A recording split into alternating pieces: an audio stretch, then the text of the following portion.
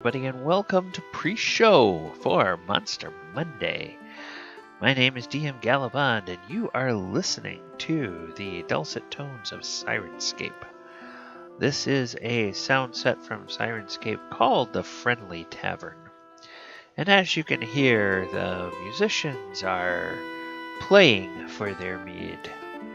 You might hear a little bit of conversation in the background, glasses clinking, coins exchanging hands, plates, and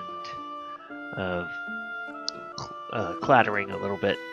And occasionally you might hear one of the patrons laugh, or you might hear one of the other patrons laugh, or you might hear someone who has had a little bit too much to drink.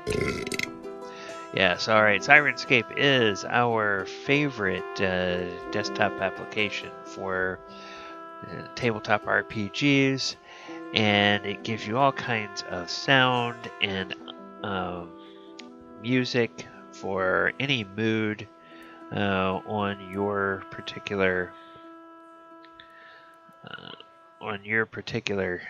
game that you are playing, whether you're playing fantasy RPG, sci-fi RPG, or just kind of a modern day RPG. Alright, we are going to get started at the top of the hour. For now, sit back and enjoy the Syrinscape, and I will enjoy some tea.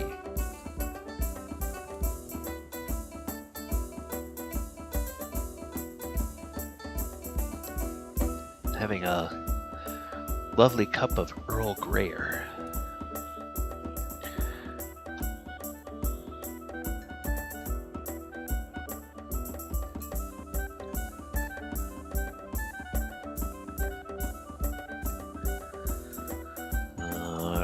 We're getting to about a minute left to go. I'm going to turn this background music down just a little bit, and we're going to move away from where the musicians are playing. We're going to go find us a nice quiet corner by the fire where we can talk about our monster, and we're going to get this moved over here. There we go. All right. And everyone, welcome to Monster Monday. My name is DM Gallibond, and this is Monster Monday for the 24th of January, 2022. And tonight, we are going to be looking at the penultimate of the new monsters out of the Acquisitions Incorporated sourcebook. This is the Keg Robot.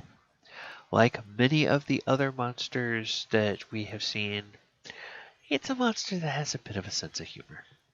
And this one probably, as I was putting this together, I really couldn't think of any way that you could use this in a campaign that would not just immediately send the table into a bunch of juvenile jokes, but someone out there probably has found a way of using this very seriously and making it a deadly serious robot where nobody, or deadly serious foe where nobody at the table is laughing. If that's you, I'd love to see that down in the comments below. And by the way, thank you for joining us. Love it if you could, over on the YouTube, if you could subscribe to the channel, like the video, share the video, click the post notification bell so that you get notified every time we go live or every time we drop a new video on the channel. And over on the Twitch, if you're joining us there, we'd love it if you'd follow the channel or subscribe to the channel over there. All right. As I said, tonight we're looking at the Keg Robot, and let's just dive right into this little monster.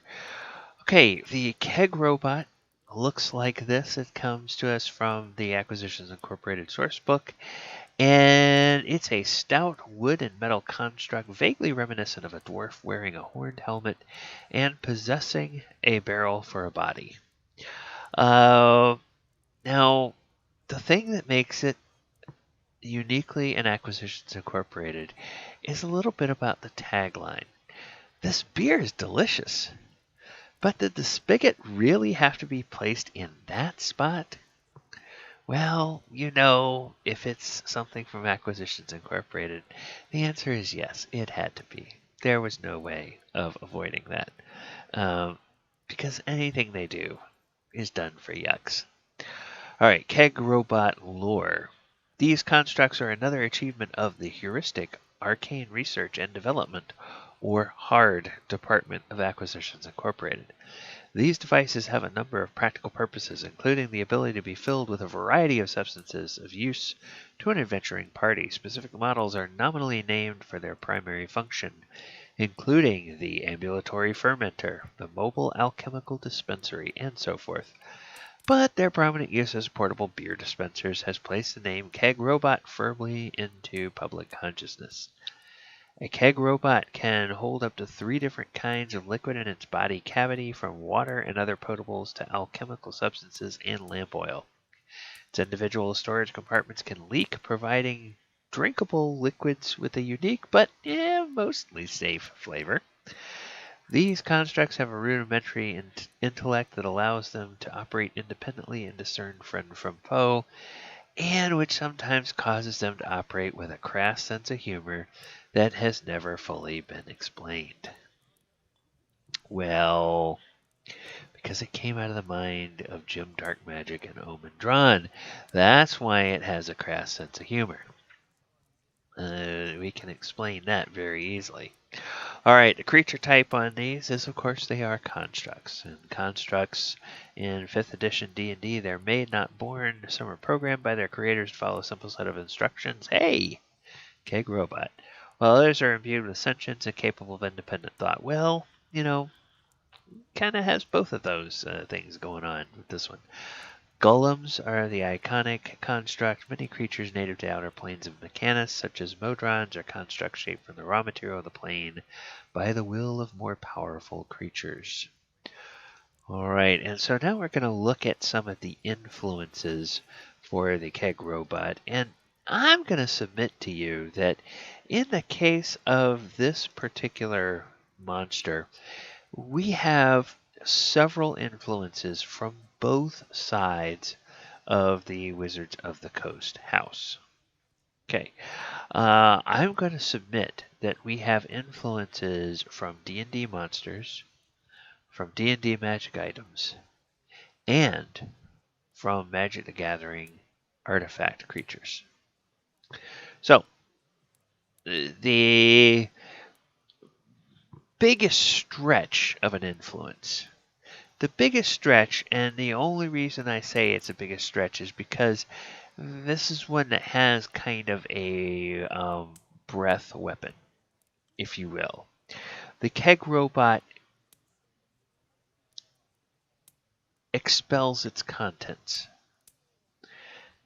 It's not fair to say it's a breath weapon, but it can shoot a stream of its contents, which might be caustic, which might be damaging, which might be drinkable. And the Iron Golem is a creature or a construct that also has a breath weapon.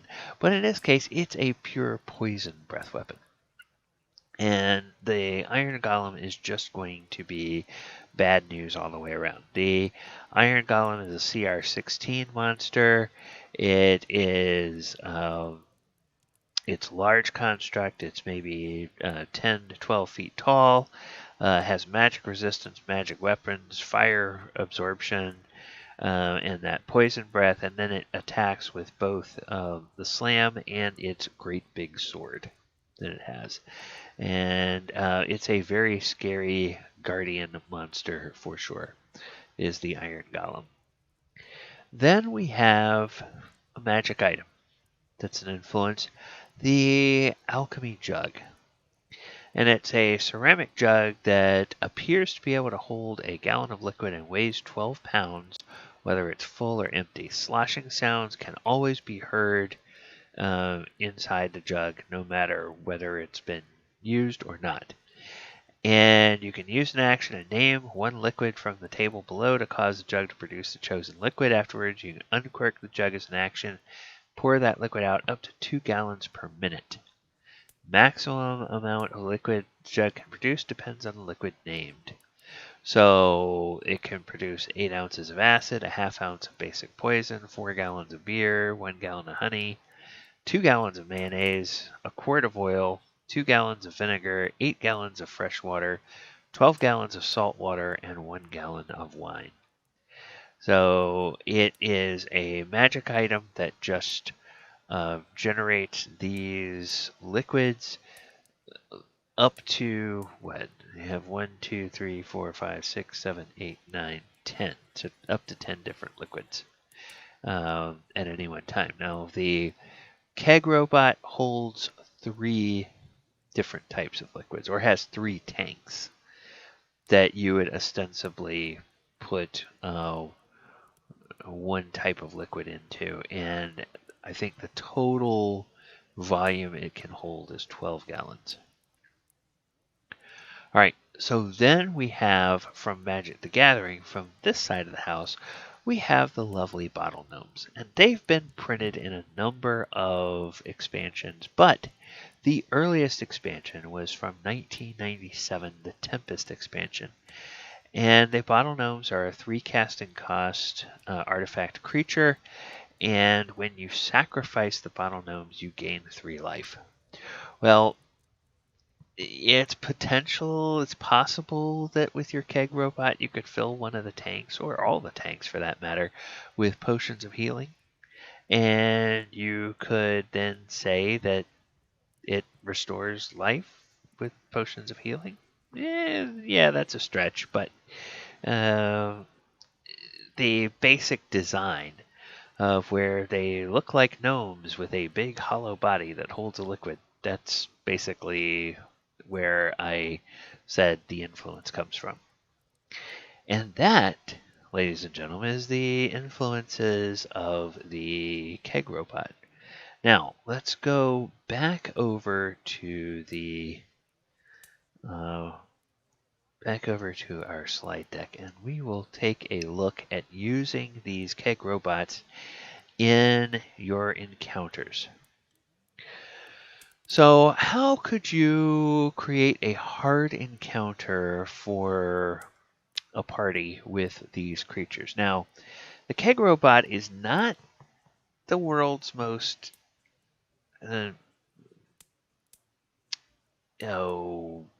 dangerous opponent. It's a CR2 monster. It can do a number on a first level or a couple of second level adventurers that are out by themselves, and it could smack them around pretty good.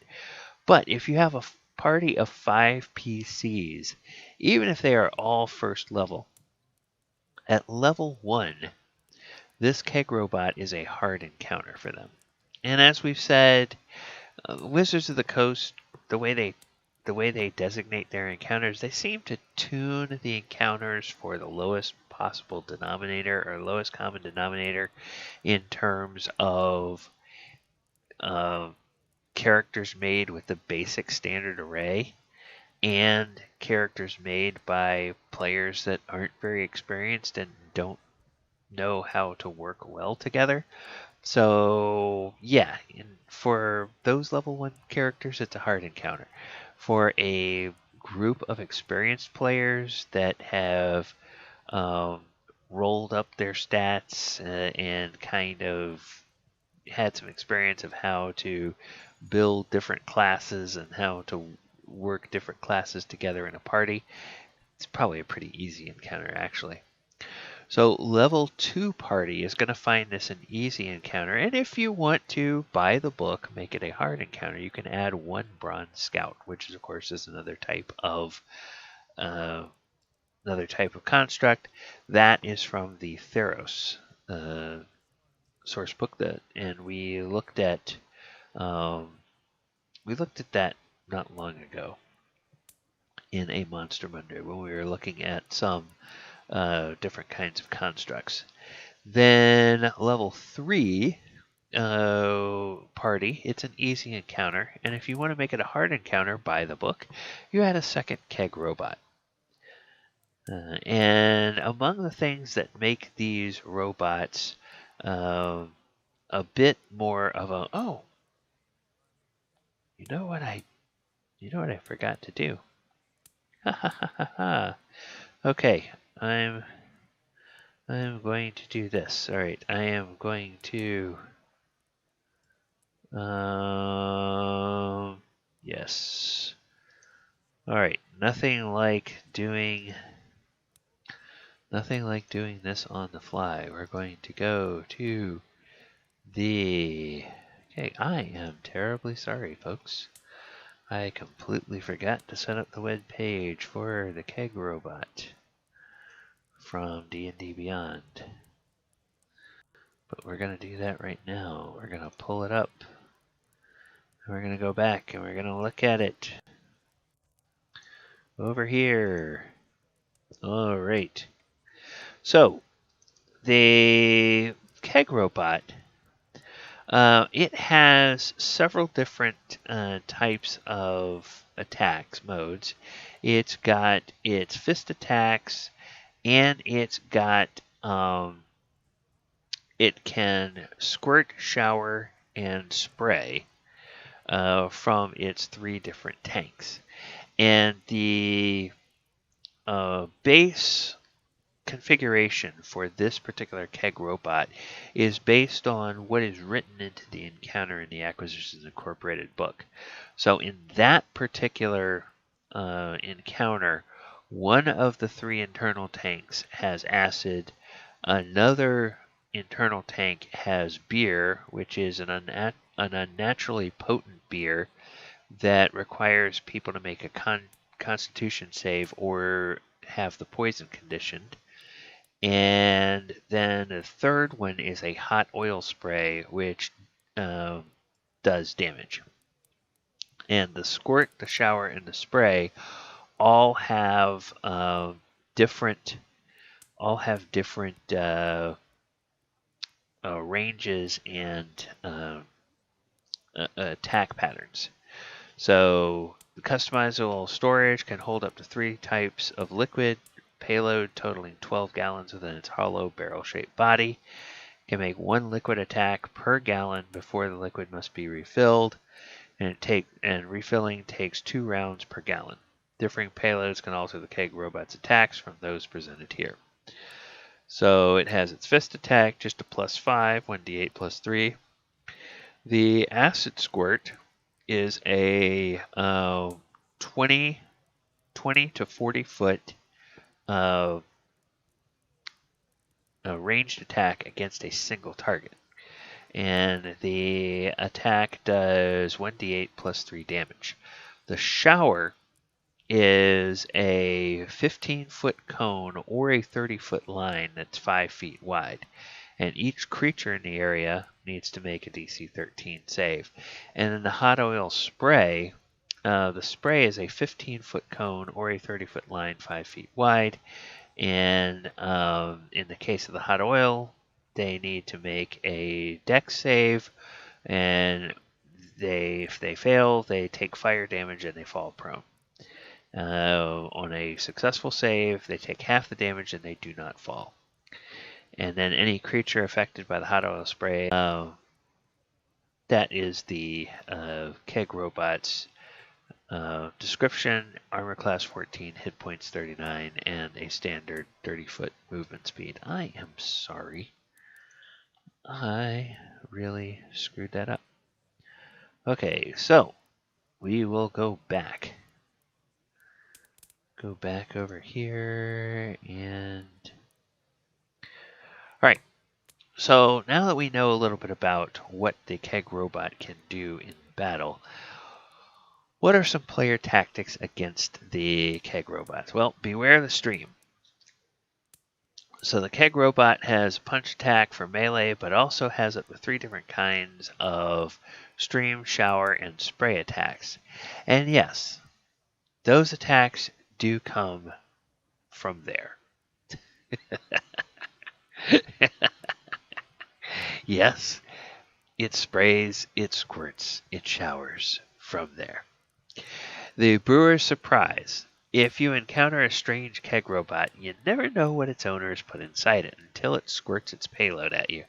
It could be acid, it could be flammable oil, it could be beer, wine, or spirits, or it just might be water. You never know. Drain it and tame it.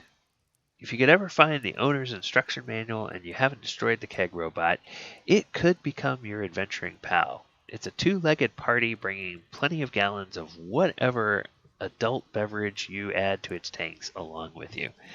So wherever your party goes, there is a party with your friendly keg robot in tow.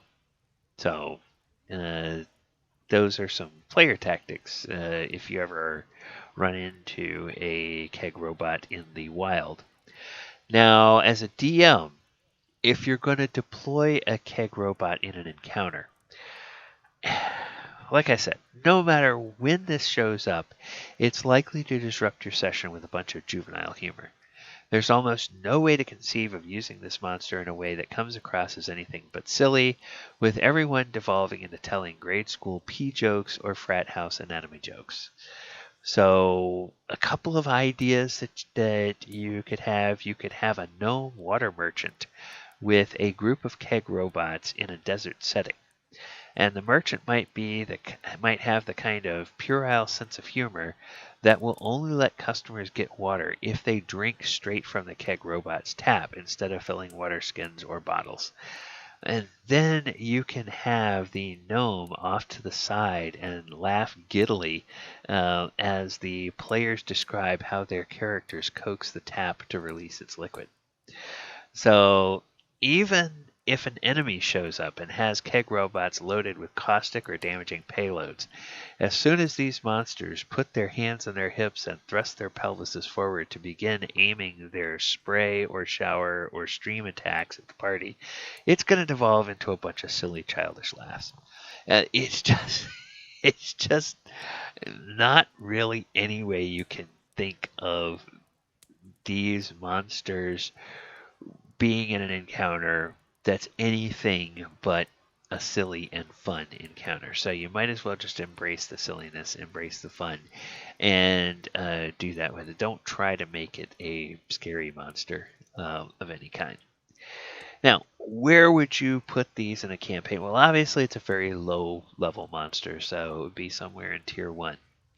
But in the Acquisitions Incorporated adventure, in the source book, the party finds a keg robot in service to a CR-12 necromancer, and they encounter this necromancer when they are a bunch of level 3 adventurers. Yes, you're throwing a level 3 party at a CR-12 necromancer.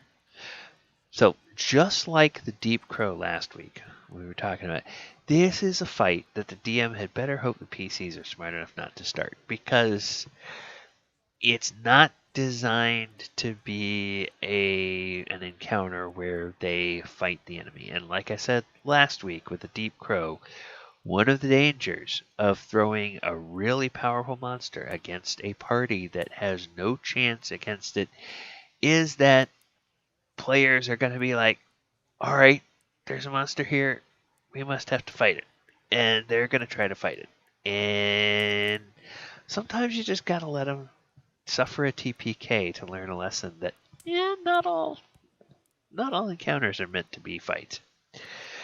So the default Keg Robot's payload in the source book is based on this encounter with acid, oil, and potent poison beer in the construct's tanks.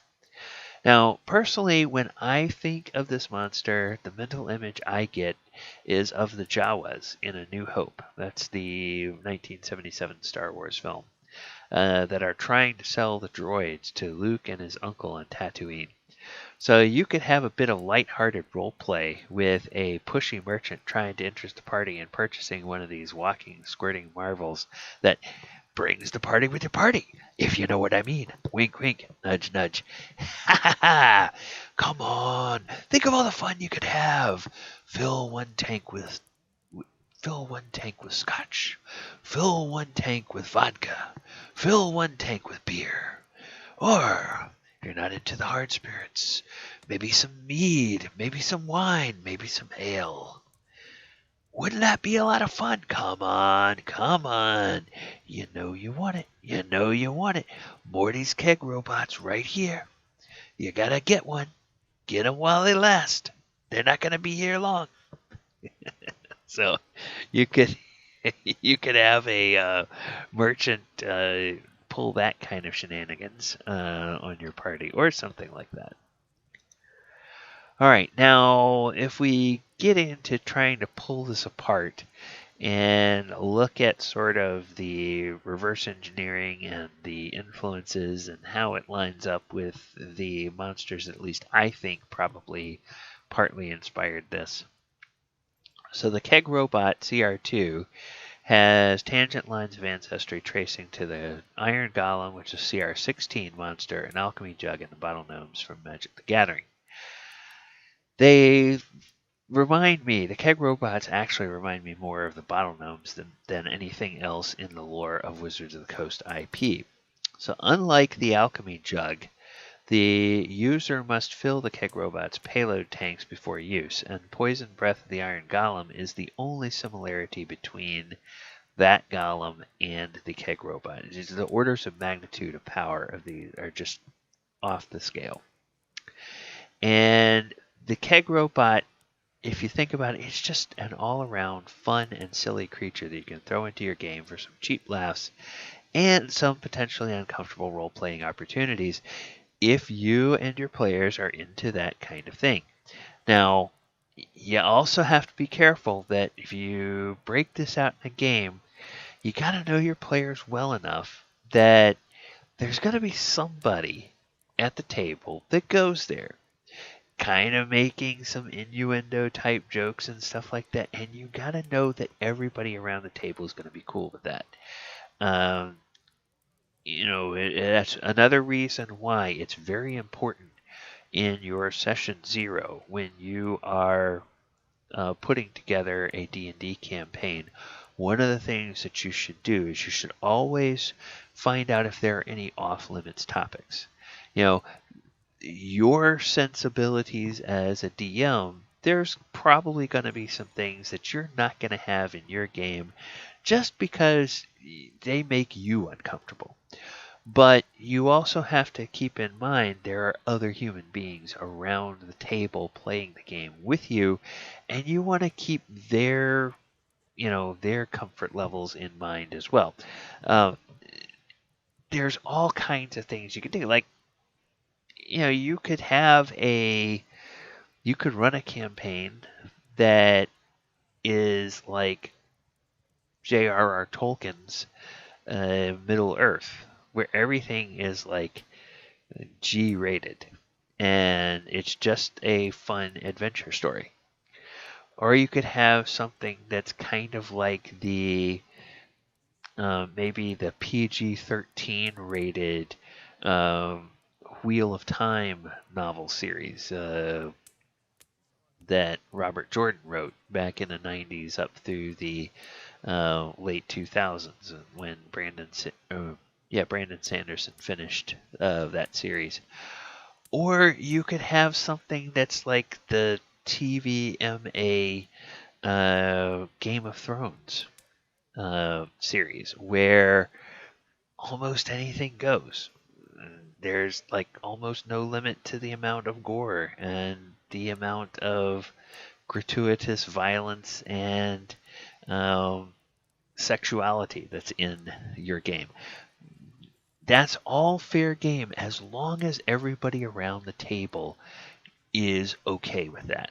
If you don't have that discussion and you think you're going to run a Game of Thrones style game and you find out that 3 of your players, they've never seen anything more, their idea of a violent movie is Toy Story, because toys might get broken.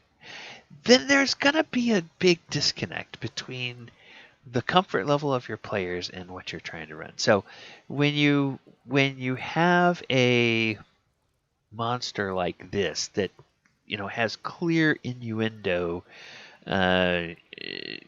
written all over it in terms of the way it's designed and the way it operates and everything like that. Just make sure that's not going to make your players too uncomfortable. That's just a word to the wise there. All right. So that is going to do it, I think, for our look at the Keg Robot. Let me come over here and see. I don't see any questions on the Keg Robot yet. If you guys do wind up having any questions, go ahead and throw them in the chat, and I will take a look at that in a moment. All right, now I'm going to go into the wrap up and then I'll come back and check the chat once again. Okay, I have been DM Gallibond. This has been Monster Monday, and tonight we've been looking at the Keg Robot. We are here 4 nights a week with live streams in addition to Monday's live stream. We have our Thursday game, which is the Sword Coast Chronicles.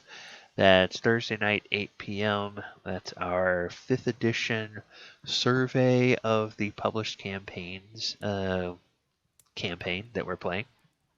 We are in the we're in the Storm King's Thunder storyline right now, and characters are just about to go and fight Imrith, the Doom of the Desert. They're all gearing up for that. In fact, we're going to play this week.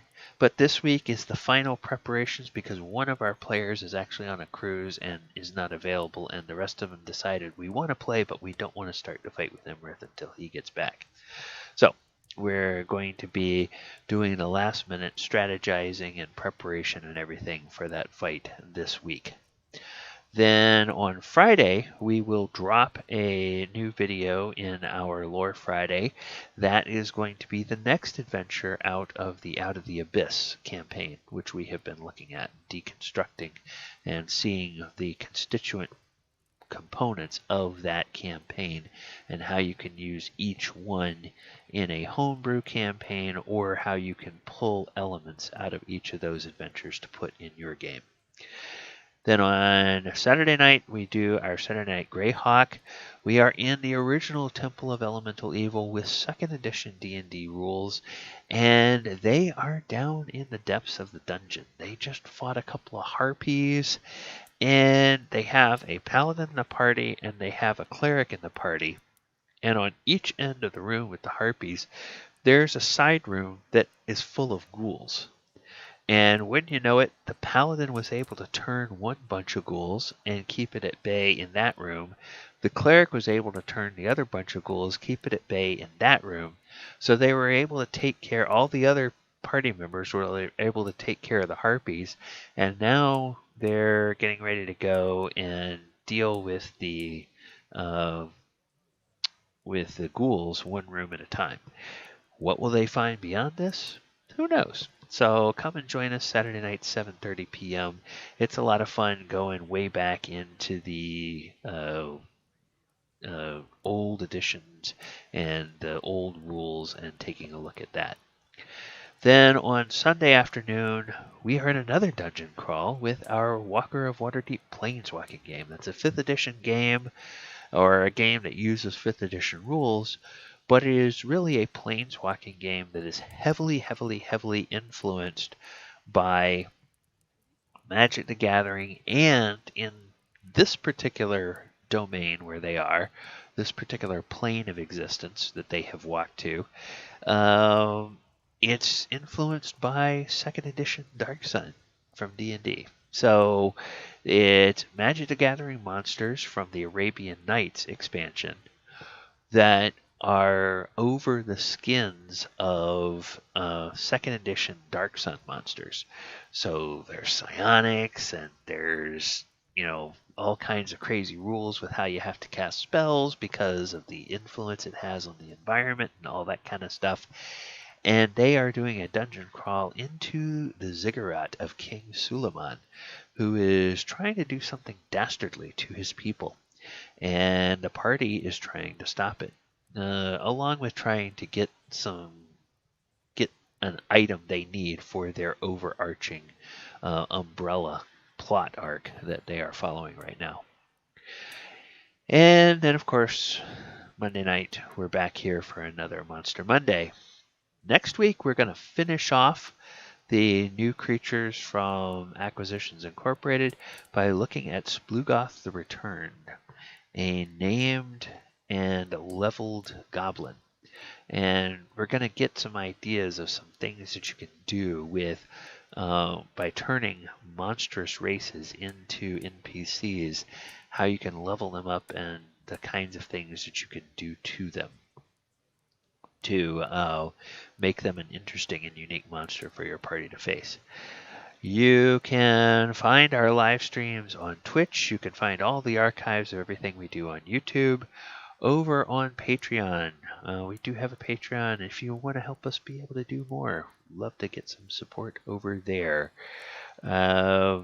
If you are watching us on Twitch, we'd love it if you subscribe to the channel or follow us on Twitch. Over on YouTube, please subscribe to the channel, like the video, share the video, click the post notification bell so you get notified every time we go live and every time new content drops. Alright, I am going to go back to the Q&A here. I am going to see what is going on here, and I'm going to see if we have any other chat. Okay, I don't see any other questions. So, what I'm going to do, I am going to bring the music back up. I am going to go to our slate over here, and I'm going to go and look to see if we can find anybody else who is streaming some D&D, so you can go and enjoy that. Alright, let's go over here. Let's take a look at this. Let's see who is doing some D&D. Alright. Alright, looks like Geek Stuffog is getting ready to stream something, so we're gonna go raid them. Alright, thank you everybody for hanging out tonight. We hope you have enjoyed this. We hope we will see you back for another Monster Monday, and we hope we will see you on more of our live streams. Take care everyone, have a great evening, and as always, watch out for the monsters under the bed. Good night, everybody.